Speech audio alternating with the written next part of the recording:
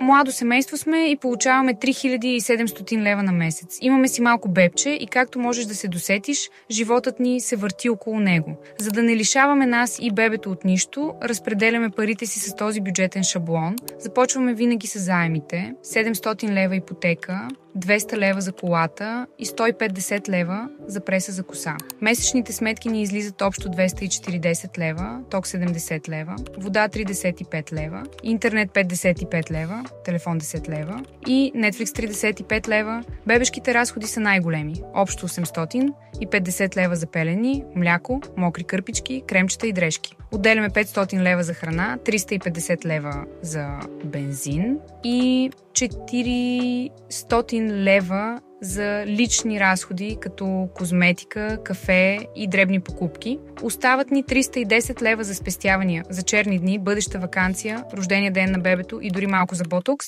Чебръчки ми излизат от недоспиване. Ако и вие искате да не се лишавате всеки месец и да успявате да заделяте пари, харесай и коментирай това видео и ще ти пратя линка към шаблона.